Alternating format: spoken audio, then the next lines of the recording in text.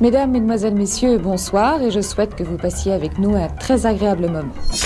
Alors allons-y. Let's do it. I have good news for you. C'est l'heure de la Formule Express. J'adore ça. Ah bon? On fait pas chier. On essaye? Allez.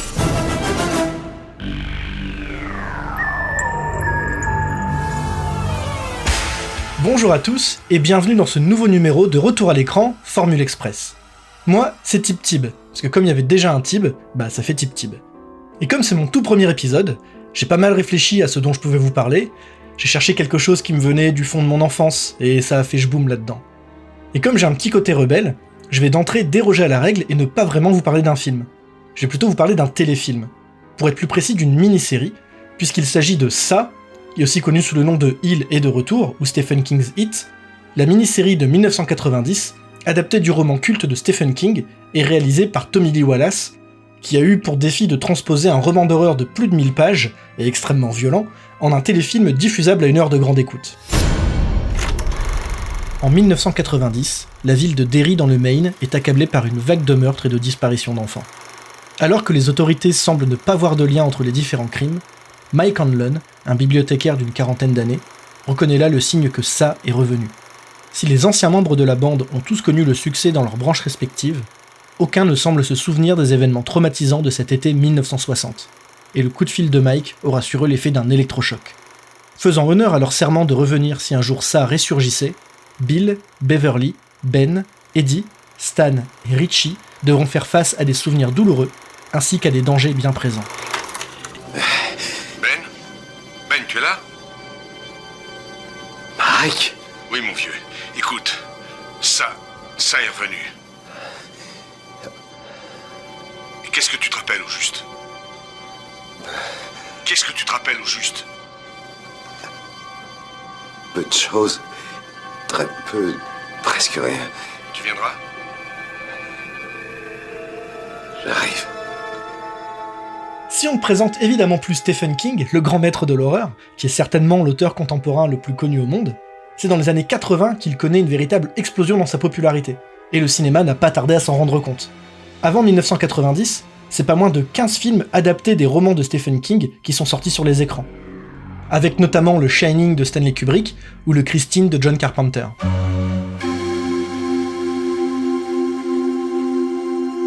Et c'est d'ailleurs par l'une de ces adaptations que notre histoire commence, puisque c'est après avoir travaillé au scénario du Carrie de Brian De Palma, sorti en 1976, que le scénariste Lawrence Cohen devient un habitué des adaptations de romans d'horreur. Il livre notamment le scénario du Fantôme de Milburn, adapté du roman Ghost Story de Peter Straub, et dont l'adaptation sera réalisée par John Irvin.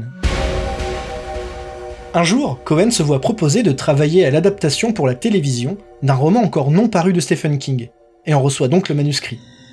Alors ce qu'il faut savoir, c'est que les manuscrits qu'il reçoit ne sont pas imprimés recto verso, puisqu'ils sont tapés à la machine, et que le roman fait plus de 1000 pages.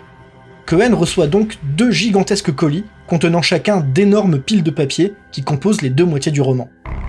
À la lecture, il est immédiatement emballé. Il en est sûr, il y a de quoi faire une excellente mini-série à partir de cette histoire d'ados confrontés à leurs peurs les plus profondes, et qui reviennent les combattre une fois adultes. Cohen livre donc une première version du scénario à la chaîne ABC, un des grands networks de la télévision américaine, mais les premiers retours ne sont pas ce qu'il espère. Le projet semble mal compris par les exécutifs, qui semblent ne pas réussir à mettre le doigt sur le fameux « ça » du titre. Lawrence Cohen n'a donc plus qu'à rentrer à New York, et c'est justement dans l'avion qui le ramène chez lui qu'il remarque un homme, quelques rangées devant lui, qui lit ce qui est très clairement son script. L'homme semble dévorer le scénario, et à peine la première partie terminée, il entame la seconde avec tout autant d'avidité. Une fois la lecture terminée, l'homme se lève pour s'étirer avec un grand sourire. Cet homme, c'est Bob Iger, alors directeur des programmes chez ABC. Il est totalement emballé par le projet et décide de lancer la production au plus vite. Dans un premier temps, c'est le réalisateur George Romero, le grand pape du film de zombies, qui est envisagé. Romero et Cohen commencent alors à travailler ensemble sur le projet pendant plusieurs semaines. Et à ce moment-là, il est censé occuper 4 créneaux de prime time d'une grille de programme de la chaîne, c'est-à-dire avoir une durée totale d'environ 8 à 10 heures. Malheureusement, la chaîne change d'avis. Encore frileuse à l'idée de faire de l'horreur à la télévision, elle réduit la durée à seulement 2 soirées, soit 3 à 4 heures de programme. C'est une grosse déception pour Romero, qui préfère alors quitter le projet. Et c'est Tommy Lee Wallace, qui a longtemps été un proche collaborateur de John Carpenter, et à qui on doit d'ailleurs le très bon bien que mal aimé Halloween 3, qui est choisi pour le remplacer. Quand il débarque sur le projet, Wallace est très enthousiaste à propos de la première partie du scénario, qui voit les flashbacks et donc l'histoire des adolescents face à ça. Mais il est beaucoup moins convaincu par la seconde moitié, qui se concentre sur les adultes qui reviennent à Derry et qui s'éloignent un petit peu trop du livre à son goût. Alors il aimerait beaucoup faire réécrire cette seconde partie, mais le scénariste Lawrence Cohen a d'autres engagements, notamment sur la comédie musicale adaptée de Carrie. Oui, j'ai appris qu'il y a une comédie musicale adaptée de Carrie, je vous avoue que je sais pas trop quoi faire de cette info. Et il cède donc à Wallace la tâche de parfaire un petit peu le scénario du second épisode. Les dates de tournage et de diffusion ayant déjà été fixées, Wallace décide de se concentrer sur sa volonté de coller au livre au mieux possible, tout en condensant un peu le récit riche et tentaculaire de Stephen King. D'ailleurs, a posteriori, Wallace reste beaucoup moins satisfait de cette seconde partie qu'il a dû réécrire, et attribue volontiers le succès du premier épisode au scénario de Cohen qui n'a pas eu besoin de retoucher. Je suis bien content de pas être le seul à avoir vu quelque chose. C'était pas un clown au début, c'était un loup-garou. Moi j'ai pas vu de loup-garou, juste un clown. Attendez, vous voyez pas que c'était un loup-garou pour Richie parce qu'il avait vu cette idée aussi de film. Mais c'était un clown en dessous. Oui, bah c'est peut-être une espèce d'esprit malin qui peut lire nos pensées et qui peut prendre la forme de ce qui nous fait le plus peur. Et c'est ce qui arrive à tous les enfants de la ville ? Étant donné que c'est l'histoire d'un groupe, le cœur du projet ce sont évidemment les personnages. Ces 7 adolescents un peu mis à l'écart, tous un petit peu parias, pour des raisons différentes, et qui ensemble vont réussir à trouver leur force. Alors d'abord on a Bill, dont le petit frère a été victime de ça, et qui est moqué notamment parce qu'il est bègue. Il y a Eddie, un jeune garçon chétif et peureux dont la mère surprotectrice le convainc qu'il est perpétuellement malade. Richie, dont le bagou et l'hyperactivité lui attirent souvent des ennuis.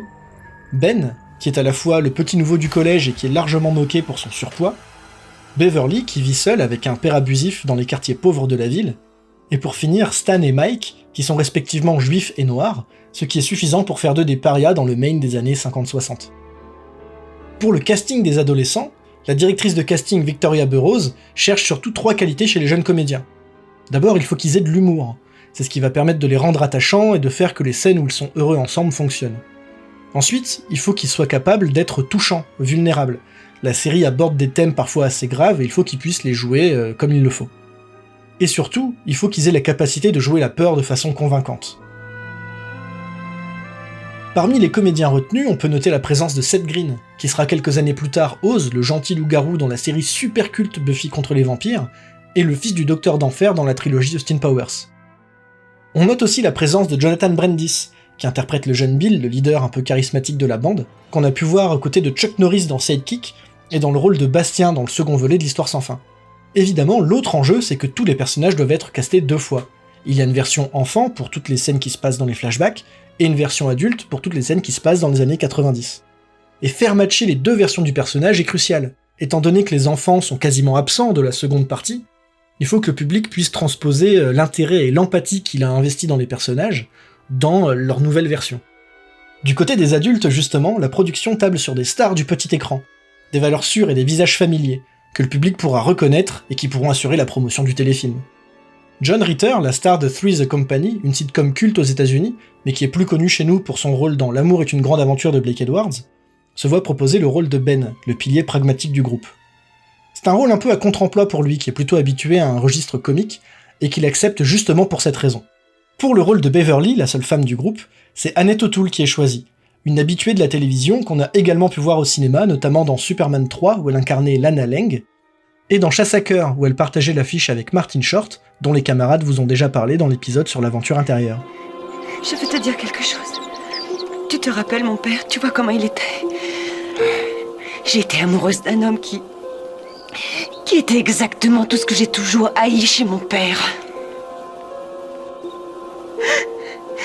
Pourquoi j'ai fait ça? Comment ai-je pu être aussi aveugle? Si tu le vois maintenant, tu n'es plus aveugle, Baby. Mais félicitations, c'est un miracle. Puis au moins, tu es tombée amoureuse de quelqu'un. Pour améliorer leur performance, les 14 comédiens passent beaucoup de temps ensemble. Alors il y a 2 raisons à ça.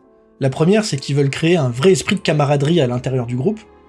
Et l'autre, c'est parce que chaque paire de comédiens qui incarnent le même personnage à 30 ans d'écart veut avoir l'occasion de développer des mimiques, des façons de se tenir, des façons de parler pour leurs personnages, afin de pouvoir les reconnaître sans effort. L'acteur Brandon Crane, qui incarne Ben adolescent, se souvient de ses interactions avec John Ritter. Il était intéressé à l'idée de me rencontrer. Et moi aussi, évidemment, c'était l'une de mes idoles. Mais il y avait toujours cette blague récurrente autour du fait que, de tous les enfants, j'étais celui qui ressemblait le moins à ma version adulte. Il l'avait lui-même très vite remarqué. Alors il m'a pris à part et m'a dit « Hey, essayons de trouver quelque chose pour pallier à ça. » Il y a ce moment où on découvre mon personnage dans la classe, et on revient sur lui. Il se ronge l'ongle exactement comme moi. C'est une des choses qu'on avait trouvées. Tous les gamins avaient des Game Boy, et je jouais à Tetris sur ma Game Boy. Il est venu me voir et m'a dit « Qu'est-ce que c'est que ça ?»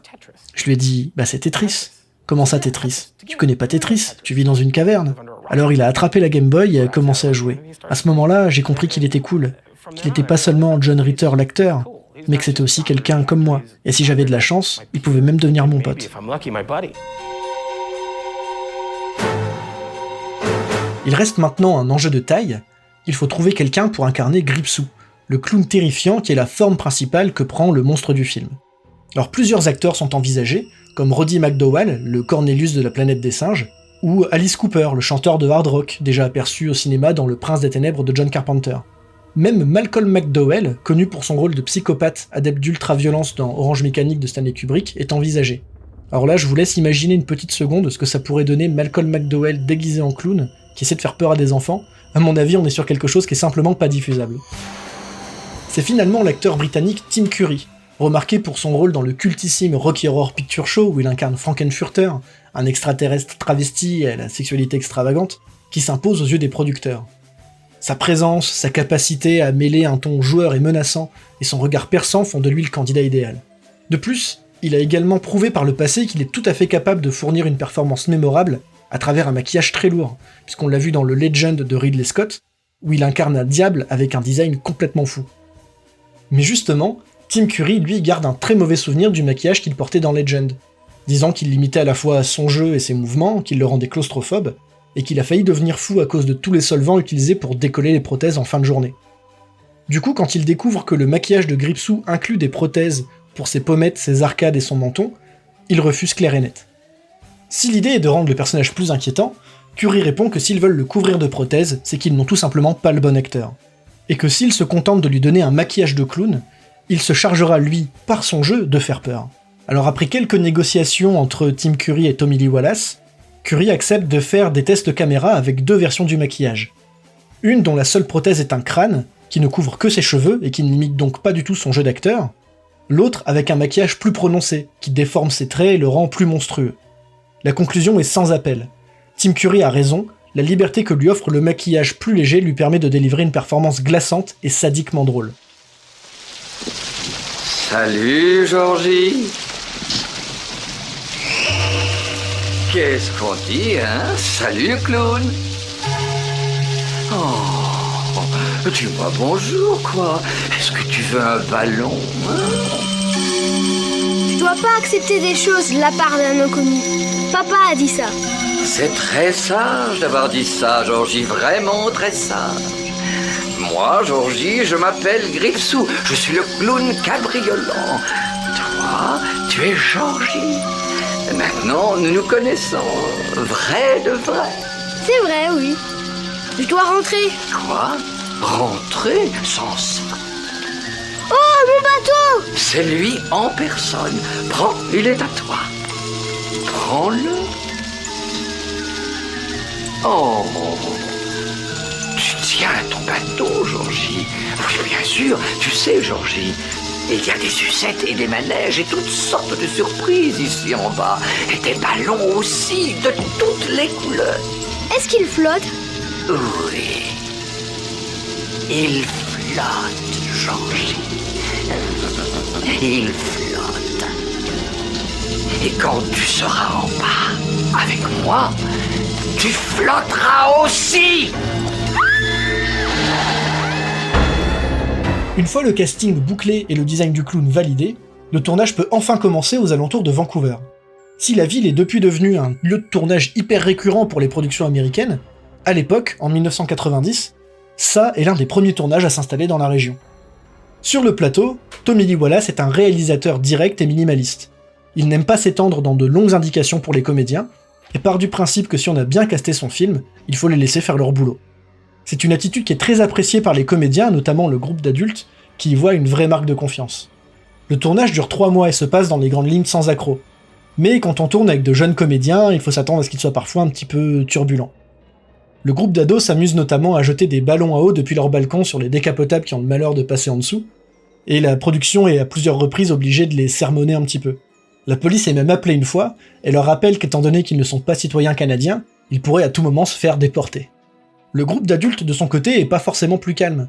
Il est composé de pas mal d'acteurs comiques qui essaient en permanence de se faire rire les uns les autres. Et ça rend le travail sur le plateau parfois compliqué, à tel point qu'ils sont de temps en temps évacués du plateau afin que les techniciens puissent travailler dans le calme entre les prises. Je ne sais pas pourquoi, mais il se passe quelque chose de spécial quand nous sommes ensemble. Nous nous étions trouvés cet été-là et notre unité nous a donné la force. Sans elle, ça nous aurait détruits les uns après les autres. Réfléchissez un peu. Est-ce un hasard si aucun de nous n'a d'enfant, y compris Stan? Et quand on s'est rencontrés pour la première fois, on était tous des paumés. Maintenant, regardez-vous. Vous avez tous quitté Derry et vous avez tous réussi dans vos métiers. Vous êtes des nantis maintenant. Sauf toi qu'on a laissé sur place. Oui, c'est toi qui as gardé le phare pour nous tous et je peux te dire que je ne suis pas très fier de ça, Mike. Moi non plus. C'est pas votre faute. Nos parents ont décidé qui restait et qui partait. Et quand j'étais plus vieux, je suis resté parce que j'en avais envie. Je crois que tu es resté parce que tu devais rester. Je ne sais pas ce qui va se passer quand le soleil va se lever, mais en tout cas, je tiens à te remercier de ce que tu as fait pour nous tous. Afin d'éviter la censure, quelques scènes sont supprimées ou modifiées. C'est le cas de la scène où le petit Georgie est ramené à sa mère avec un bras en moins. Clairement, c'était trop graphique pour la télévision, ils ont préféré l'enlever du montage final. Une autre scène a été modifiée sur le tournage. C'est une séquence qui se passe à la fin du premier épisode, où les 7 ados se jurent les uns les autres qu'ils reviendront si jamais le monstre n'est pas mort. Dans le script comme dans le livre, les enfants s'ouvrent un petit peu les paumes et se tiennent par les mains pour faire une espèce de pacte de sang. Évidemment, la production a peur que de jeunes spectateurs n'imitent la scène, surtout en pleine période de peur autour du sida, et donc ils trouvent une autre solution. C'est maintenant un inhalateur que les personnages vont se passer les uns les autres, dans lequel ils vont chacun respirer une fois, et c'est ça qui va un petit peu symboliser leur promesse. Malgré ces ajustements, le montage est refusé par le Broadcast Standards, c'est-à-dire la branche du network qui décide ce qui peut ou ne peut pas être diffusé pour des raisons éthiques, morales ou légales. Jim Green, l'un des producteurs exécutifs, contacte alors le directeur de cette branche afin de trouver une solution. En effet, les notes qui ont été renvoyées pour le film nécessiteraient des reshoots qui sont totalement hors de question. Green met sur pied un plan qui commence par montrer le film directement au directeur du Broadcast Standards et à lui dérouler 2 arguments. Le premier, c'est que la chaîne a commandé un film adapté de Stephen King et que ça nécessite des éléments horrifiques. Mais surtout, le public attend l'adaptation d'un roman de Stephen King et que trop édulcorer le film serait en fait décevoir le public. L'autre argument qu'il déroule s'appuie en fait directement sur la structure du récit. Vu que toutes les séquences avec les enfants sont en fait des flashbacks des personnages adultes, on sait dès le début qu'ils ne vont pas mourir, et donc le public ne sera pas trop inquiet pour eux.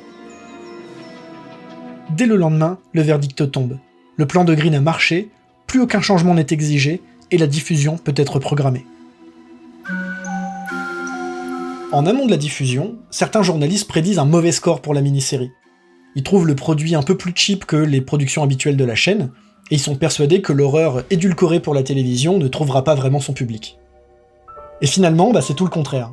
Ça devient le plus gros succès de la chaîne pour l'année 1990, avec plus de 30 millions de téléspectateurs pour les 2 soirées de la première diffusion. Le second épisode rassemblera même jusqu'à 33% du public, et sera le programme le plus enregistré sur magnétoscope de l'année. Après la diffusion, la critique est plutôt unanime, l'adaptation est une vraie réussite, sauf la fin qui déçoit un petit peu tout le monde. Ce final où on voit les membres restants du groupe se battre contre une araignée géante dont la marionnette est vraiment pas terrible, c'est une vraie déception. Surtout qu'il manque Tim Curry dans cette fin, dont la performance inquiétante a vraiment porté tout le film. Certains trouvent aussi que la présence des éléments horrifiques est un petit peu trop éparse, un petit peu trop rare dans le film. Mais au global, tout le monde s'accorde à dire que la qualité de la production et le jeu des comédiens sont un vrai point fort. Le compositeur Richard Bellis reçoit même l'Emmy Award de la meilleure musique pour une mini-série cette année-là.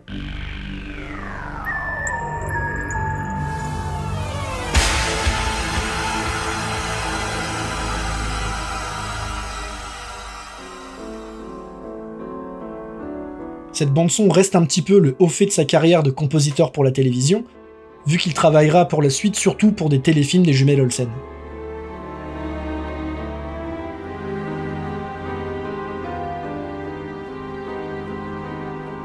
Au moment de cet enregistrement, Ça est de retour n'est pas disponible sur les plateformes de VOD ou de SVOD, mais il est facilement trouvable en DVD et en Blu-ray à des prix tout à fait raisonnables. Une nouvelle adaptation du roman de Stephen King est sortie au cinéma sous la forme de 2 films en 2017 et 2019, déplaçant les événements dans les années 80 et 2010. Si le premier film, qui se concentre sur les enfants et surfe un petit peu sur la vague de Stranger Things, est assez convaincant, le deuxième tombe rapidement à plat et personnellement je trouve qu'il est un petit peu raté. A savoir qu'il existe aussi une autre adaptation, inédite et inconnue chez nous, faite par la télévision indienne en 52 épisodes. Alors évidemment je l'ai pas vu, mais quelques images que j'ai pu trouver, ça a l'air assez cheap. Reste pour moi à vous conseiller le livre original, qui reste pour moi un bijou de la littérature horrifique, et une excellente œuvre sur le rapport qu'on peut entretenir avec son propre passé.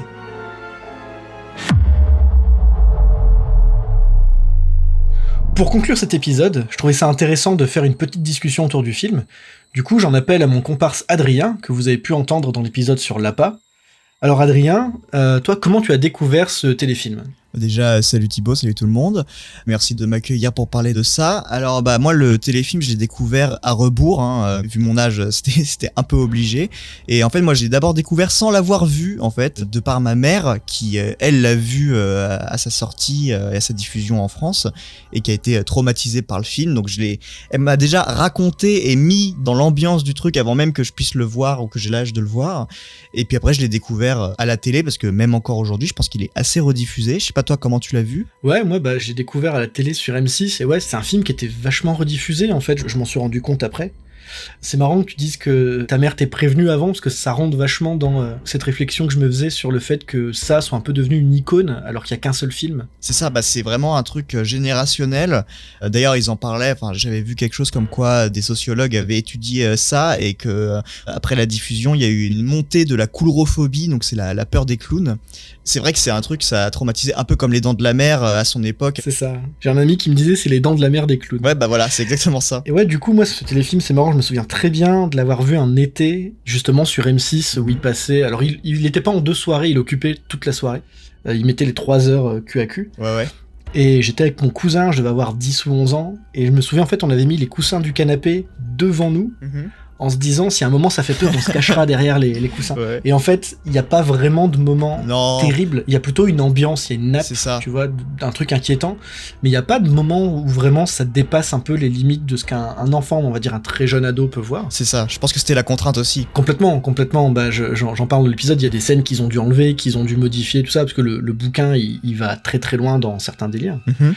Et du coup, ouais, moi j'ai vraiment souvenir de l'avoir vu comme ça, et ensuite, presque chaque été, en tout cas j'ai souvenir que c'était l'été, je me trompe peut-être, il repassait, et quand je tombais dessus, je le finissais, quoi, c'était... Ouais, c'est un truc qui t'attrape un peu, ouais. Ouais, c'est ça, il y a certains films comme ça, c'est des films qui te font lâcher la télécommande, c'est-à-dire que tu tombes dessus, tu les finis. C'est ça, et peu importe où tu le prends, celui-là, pour le coup. C'est ça. Et ouais, du coup, j'ai vraiment ce souvenir que ce soit presque un de mes premiers films d'horreur, et du coup, en refaisant l'épisode, je me suis fait la réflexion que... je trouve vraiment qu'en fait, c'est un chouette film pour commencer le cinéma d'horreur. En tout cas, bon, c'est un téléfilm, mais c'est une chouette œuvre, on va dire, pour commencer le cinéma d'horreur quand on est jeune. C'est ça, c'est un truc qui te prend pas pour un con et qui reste quand même regardable et pas trop hardcore, tu le disais, même si c'est vrai qu'il y a quelques scènes qui sont un peu hard, mais pas forcément visuellement. Moi, je me souviens de la scène dont tu mets un extrait d'ailleurs, dans les douches du vestiaire, avec le clown qui sort, etc. Moi, je sais que cette scène m'avait un peu traumatisé, un peu comme la scène de l'intro. Enfin, en fait, finalement, toutes les scènes où il y a le clown. Mais quand tu regardes sur la totalité du film, le temps d'image à l'écran de Gripsou ne doit pas être exceptionnel non plus, quoi. Non, mais c'est clair que la scène dans la douche, c'est très malin parce que c'est une peur qu'on a un petit peu quand on est ado. Les douches collectives, ça peut être un endroit déjà un peu stressant, un peu traumatisant pour certains jeunes garçons. Le fait de le faire sortir dans cet endroit-là, à un moment où on est vulnérable et tout. C'est sûr qu'après, quand tu vas prendre ta douche, le siphon, tu le regardes bizarre. Tu vois. c'est clair. Tu le regardes un peu en coin, genre bouge pas, toi. Et c'est vrai que le clown, au final, il est très présent dans une ambiance, mais c'est vrai que le temps d'écran, il est pas gigantesque. Et dans la seconde partie, il est quasiment pas, quoi. C'est pour ça aussi, on va y revenir, je pense, c'est que moi, la première partie, j'adore. Et c'est vrai que la seconde partie, mais bon, même le réalisateur émet un doute dessus, c'est vrai que la seconde partie est quand même un peu plus compliquée à se goinfrer, quoi. Excusez-moi, madame. Est-ce que votre réfrigérateur marche? Il marche. Alors vous feriez bien de le rattraper avant qu'il aille trop loin. Alors moi c'est marrant parce que du coup j'ai découvert le téléfilm vraiment jeune, 10-11 ans, et il y a quelques années, alors je l'ai pas lu, je l'ai écouté en audiobook. Alors c'est gigantesque, c'est genre 55 heures d'audiobook. Ok. Il fait plus de 1000 pages, le truc c'est un vrai cale-porte. Et du coup c'était intéressant de lire le bouquin après avoir vu les deux adaptations, parce que du coup en effet t'as quand même tu peux pas t'empêcher de dire ah tiens ça c'est différent déjà. Et en fait ce qui est marrant dans le livre c'est que il y a cette structure qu'on retrouve dans le film, dans la première partie. Mike appelle quelqu'un, le quelqu'un a un flashback, et du coup on voit intercaler le présent et le futur. D'accord. Le truc c'est que dans le téléfilm ça s'arrête à la fin de la première partie, et ensuite on n'est que dans le présent. Dans le bouquin, ça continue d'être intercalé jusqu'à la toute fin. D'accord. Et les deux altercations avec le clown, celle du passé et celle du présent, se passent en même temps dans le livre. D'accord, c'est mortel. Ouais, alors c'est en termes de gestion de la temporalité, c'est vraiment incroyable, il y a un truc de fou. Alors du coup, il y a ce truc où t'as un des deux climax où il y a pas de suspense, parce que tu sais qu'ils vont pas mourir, vu qu'ils sont là quand ils sont vieux. Bien sûr. Et tout ça, ça m'a fait forcément me poser la question de l'adaptation. Moi, le remake, j'apprécie vaguement le premier, j'aime pas trop le 2, à l'exception d'un comédien. Je trouve que l'acteur qui joue Richie est vraiment bien. Et en fait, je trouve que l'adaptation, même si elle adapte plus de choses, il y a plus d'événements communs entre le bouquin et les deux films récents. Je trouve que l'adaptation, dans le cœur du truc, elle est plus fidèle et plus sympa à l'esprit dans le téléfilm, alors que c'est hyper édulcoré. Ouais, qu'il a plus saisi l'esprit de Stephen King. Je pense que voilà, il y a de ça. Forcément, dans les deux films là, ils ont essayé de faire quelque chose peut-être de plus proche de l'œuvre, mais ils ont peut-être pas saisi vraiment le fond du truc. Même si pour le coup, moi j'adore le premier des remakes des deux parties, la première des deux parties. La deuxième, pour le coup, c'est l'opposé. Je trouve qu'elle est vraiment pas du tout réussie. Je vois ce que tu veux dire sur le côté adaptation et le fond de l'œuvre, quoi. Qu'est-ce qu'on va faire? Faire? Qu'est-ce que tu veux qu'on fasse? Tout ce que je veux, c'est oublier tout ça. Y a pas que nous, y a tous les autres enfants aussi. Comme Thelma Daniels qui est dans ma classe. Qui sera le prochain? Béva a raison, il faut faire quelque chose. Il faut en parler à quelqu'un. Mais les autres ne voient pas ce qu'on voit. Pourquoi? Quand on est adulte, on ne croit plus à rien. Ils vont se foutre de nous et nous faire enfermer à l'asile. Ça tue les enfants, merde. Il faut qu'on fasse quelque chose. J'ai l'impression que la boucle est bouclée, c'est-à-dire que pour moi, le ça des années 90 a inspiré grandement Stranger Things, et j'ai l'impression que Stranger Things a inspiré les remakes de ça aussi, et que c'est aussi pour ça que ça a été transposé aux années 80, etc. Donc ça me fait rire de voir que la boucle est bouclée, et que finalement ça fait un peu peur de se dire que le ça des années 90 risque de tomber dans l'oubli avec ces deux nouvelles adaptations. Il y a autre chose aussi que je trouve intéressant, tu parlais des inspirations, le fait que le ça de 90 est inspiré notamment Stranger Things. J'ai l'impression qu'il a aussi ouvert la voie à l'idée de faire de l'horreur, ou en tout cas de l'horrifique, pour les enfants ou pour la jeunesse. Ouais, tout à fait. Et pour moi, c'est pas tout à fait un hasard si quelques années après, on a Chair de poule. Bien sûr. Il y avait une autre série, comment ça s'appelait? Fais-moi peur. Ouais, carrément. Alors moi, je voyais ça sur Fox Kids quand j'étais gamin, parce que avec mes parents, on avait le satellite, du coup j'avais Fox Kids. Et en fait, c'est vraiment la même chose, c'est-à-dire que c'est des petites histoires d'horreur, et les héros sont systématiquement des jeunes ados. C'est ça. Je pense que c'est lié, et de toute façon, c'était un peu le but, j'ai l'impression, de Stephen King à cette période-là, de déclencher les peurs, et de mettre en avant, en tout cas, les peurs identitaires des enfants et des jeunes adultes. Et je pense que c'était un peu sa volonté de rendre accessible l'horreur à un public un peu plus jeune, en tout cas. Ouais, très certainement. Alors après, dans le bouquin, il y a par exemple pas mal de scènes de sexe, dont une qui sort vraiment de nulle part, c'est-à-dire que Bill adulte et Beverly adulte, à un moment, ils se retrouvent dans un hôtel, ils couchent ensemble et plus personne n'en parle après. D'accord, ok. Et surtout, t'en as peut-être entendu parler, il y a une scène très controversée à la fin du livre, où en fait, les enfants, une fois qu'ils ont vaincu ça, donc ils savent qu'ils ont gagné la bataille mais pas la guerre. Oui. Et ils sont un peu perdus dans les égouts, machin, et Beverly s'arrête, elle fait « Attendez, en fait, il faut qu'on couche ensemble ». Et les enfants font pardon. Et Beverly couche en fait avec toute la bande à ce moment-là. D'accord. Ils ont entre 11 et 13 ans. Évidemment, ce n'est dans aucune des adaptations. Oui. Et merci pour ça. Ouais, c'est clair. Et c'est marrant parce que en effet, tu vois, il y a ce truc de parler de l'enfance. Il parle, je trouve, très très bien d'une certaine détresse de l'enfance. Et derrière, dans le bouquin, il met des trucs vraiment adultes, quoi. Enfin, mais t'as le pourquoi tu commandes ce truc-là, parce que c'est un peu une bavure, là, quand même. Alors, ça a été, t'imagines bien, grandement décortiqué, étudié. Je suis pas du tout d'accord avec la présence de cette scène. Ouais, j'imagine. Mais il y a un truc que je peux comprendre, c'est que, en fait, je pense, ce qu'il essaie de faire avec ça, c'est que ils sont vulnérables tant qu'ils sont enfants. Ah. Ils sont vulnérables à ça tant qu'ils sont enfants, et qu'en fait Beverly fait ça pour leur faire un truc d'adulte, pour qu'ils soient plus tout à fait enfants, pour être moins vulnérables à ça. D'accord, ouais. Il y a un côté un peu ritualistique. Je vois, ouais. C'est une scène très controversée du bouquin. La plupart des gens qui disent j'adore le livre, ils font bon, cette scène-là, ils ont besoin un peu de se défendre vis-à-vis de ça. Bien sûr. Et en effet, donc moi j'étais dans le métro quand j'écoutais cette scène à l'audiobook et j'étais là genre. Ouais. Et évidemment que c'est pas du tout pour plein de raisons dans le téléfilm. Bien sûr. Et en même temps, tu te rends compte que quand c'est pas dedans, ça manque pas. Bah non, bah ça c'est évident. Mais non, fallait pas que ça y soit là. C'est pour le coup. Il y a un autre truc aussi dont je voulais parler dans cette discussion.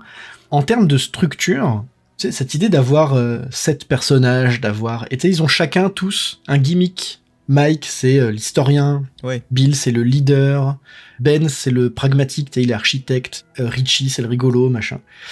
Il y a une idée de structure qui est presque, en fait, quelque chose qu'on va retrouver dans le RPG. Enfin, tu sais, ils ont tous presque une classe de personnages. Bien sûr. Bah, d'où je parlais de la boucle avec Stranger Things et le fait qu'ils parlent tout le temps de Donjons et Dragons, etc. Je pense qu'il y a vraiment ce truc-là de s'identifier à ces personnages et de leur donner une caractéristique propre à chacun et également une peur associée, c'est-à-dire qu'ils ont tous leurs qualités, mais ils ont aussi tous leurs défauts et leurs peurs qui permet à ça de s'y attaquer. Oui, c'est sûr, ils ont tous, comme tu dis exactement, un point fort et un point faible. Et en fait, c'est quelque chose qui est très présent dans les médias pour enfants. Tu sais, c'est un truc qui est très jeux vidéo, jeux de rôle, fantasy. C'est même un truc qu'on va retrouver si tu veux pousser un peu le truc, je sais pas, chez les Power Rangers, tu vois, un truc dans ce genre-là. Ouais, carrément. Et c'est marrant parce que pour moi, ça pousse vraiment l'idée que c'est un film pour enfants. Ouais, pour moi, c'est presque un film pour enfants. C'est presque un film d'horreur pour enfants. Ouais, un peu comme Gremlins, quoi. Ouais, alors il y a quelque chose dans ce goût-là. Alors Gremlins, c'est un côté presque un peu plus un peu cynique. Alors ouais, exactement. Tu vois, il y a un truc un peu... C'est presque un film mesquin. Ouais, je vois tout à fait ce que tu veux dire. Et je pense que une des raisons pour lesquelles ça fonctionne aussi bien, d'ailleurs, des téléfilms adaptés de Stephen King qui sortent en Blu-ray et en DVD, tu vois, il y en a pas tant que ça. Ah, c'est clair. C'est quand même un téléfilm qui est resté dans le temps, ce qui est pas vraiment ce pourquoi il fait un téléfilm à la base. Oui, tout à fait. Je pense que vraiment, c'est parce que c'est quelque chose qui a compris, qui est vraiment au carrefour de quelque chose. Donc en plus, il y a le côté, on sort des années 80, on attaque les années 90. C'est ce qui a été le plus enregistré cette année-là sur Magnétoscope. Alors c'était aussi un peu le début de quand on pouvait enregistrer des trucs sur Magnétoscope. Et je pense que c'est un film qui est arrivé un peu au bon moment avec la bonne idée. Et maintenant, de l'horreur à la télévision, il y en a plein. Enfin, je veux dire, ne serait-ce qu'American Horror Story. Oui, c'est sûr. Après, la vision de l'horreur a changé. Et je pense que maintenant, si un public jeune découvrait ça aujourd'hui, je pense que ça ferait un flop. Dans le sens où, forcément, on a habitué aussi la jeunesse à plus de violence graphique. Mais je pense qu'à l'époque, c'était quand même un sacré pas en avant pour démocratiser l'horreur. Je viens de voir quelque chose. Et je ne sais pas du tout si c'était réel. Si un de vous l'aurait vu ou pas. Je dois rester. Parce que si je pars, je vivrai avec cette image jusqu'à en perdre la tête. Jusqu'à ce que je confonde complètement ma vraie vie et mes mauvais rêves. Depuis des années, je ponds des bouquins qui font peur aux gens. Mais c'est moi qui ai eu peur, en fait. Toute ma vie. Je ne veux plus jamais avoir peur. Je retourne en bas. Et je tuerai ça. Et peut-être juste pour finir, parler un petit peu de la chose qui fâche. Qu'est-ce que tu penses de cette fin ? Alors moi la fin, de toute façon la deuxième partie, en général je suis pas fan du tout. Faut vraiment faire une pause entre les deux, sinon c'est la giga sieste. mais en tout cas la fin c'est sûr que ça fait un flop en fait. C'est clairement Tim Curry et du coup Gripsou qui tiennent le film pour moi. Je pense qu'il aurait peut-être dû prendre le parti de s'éloigner du livre à ce moment-là et de faire un vrai affrontement avec Gripsou. Parce que c'est vrai que les autres formes de Gripsou, on les voit pas beaucoup, même s'il y a il prend la forme de certaines personnes, il y a le loup-garou, mais c'est pas, il est pas aussi métamorphe que dans le bouquin, j'ai l'impression. Et je pense qu'ils auraient dû continuer avec cette figure du coup parce que c'est ça qu'on veut finalement dans ce téléfilm. Et puis même tu vois dans la scène où il y a le loup-garou, le clown est quand même là. C'est-à-dire que C'est ça, on dirait que c'est sa vraie forme. c'est ça, Richie s'est un peu échappé du loup-garou, et quand il se retourne, maintenant c'est le clown, et il fait « Ah, va pas trop loin, machin ». Et il manque un lien, en tout cas, entre l'araignée et le clown. On verrait, alors je sais que c'est pas possible, mais on verrait le clown se transformer, où l'araignée aurait encore des traits du clown, ce qui est plus dans le remake, du coup. Peut-être ça marcherait mieux. Non, oui, c'est vrai que cette fin retombe un petit peu, mais moi je l'excuse parce que la première partie est vraiment jouissive. Alors moi, il y a un truc que je trouve très touchant, c'est le fait qu'ils oublient. Oui. Tous. Alors tu sais, il y a Mike à la fin qui dit voilà, j'écris dans le carnet parce que je suis en train d'oublier. Il oublie y compris leur amitié, et c'est toujours un truc qui m'a rendu très triste. Alors c'est marrant parce que c'est exactement la même chose pour le coup dans le livre, hein. Ils s'oublient littéralement les uns les autres. Et moi je me souviens quand j'étais gamin, et je dis mais non, ils ont passé tout ce temps à forger une amitié super forte, et leur punition presque pour avoir battu ça, c'est de s'oublier, quoi. Ouais, c'est ça. Bah, c'est sûr que le livre, comme le téléfilm, je pense, est assez cruel sur certains points. C'est vrai qu'il n'y a pas une violence énorme à l'image, mais c'est pas édulcoré, quoi. C'est aussi pour ça que tu disais que c'était une bonne porte d'entrée vers l'horreur, c'est que c'était certes plus chill pour des enfants, mais que ça les prenait pas pour des cons non plus. Je crois que c'est comme ça que j'aimerais me souvenir de nous, si je pouvais me souvenir de nous. Debout près du lac, tandis que le soleil se couche sur notre enfance. Ce sont mes dernières notes, j'ai pu les écrire juste à temps. Juste avant que la brume qui envahit mon cerveau ne balaie complètement mes souvenirs. Maintenant, quelques semaines plus tard, je revois ces jours-là, pas dans ma mémoire, mais dans les pages de ce carnet. Le cauchemar est terminé, la police n'est intervenue que brièvement et superficiellement, comme c'est l'habitude ici à Derry. Maintenant qu'il n'y a plus besoin de quelqu'un pour garder le phare, je crois que je vais pouvoir m'éloigner, aller voir ce qui se passe ailleurs. Eh ben écoute Adrien, merci beaucoup pour ton intervention. Je t'en prie. Il ne me reste plus qu'à vous rappeler que tous les épisodes de Retour à l'écran sont disponibles sur vos plateformes de podcast préférées. N'hésitez pas à nous mettre des étoiles ou des commentaires, ça va nous aider. Et surtout, n'hésitez pas à partager les épisodes. Et bien voilà, c'est la fin de ma toute première Formule Express. Je suis très content de l'avoir partagé avec vous, et je vous dis à très bientôt. Si je devais résumer ma vie aujourd'hui avec vous, je dirais que c'est d'abord des rencontres. C'est vrai que je ne vis que pour le cinéma. Pour être aimé, il faut être aimable. Vous voulez un chocolat? C'était pas ma guerre. Back and full force. Quelle est votre devise? Je m'appelle Bond. James Bond. Vous délirez totalement là. C'est ça qui permet de voyager à travers le temps. La vie a plus d'imagination que nous. J'espère que je ne vous apprends rien. Vous êtes un mélancolique. Mélancolique, mon cul.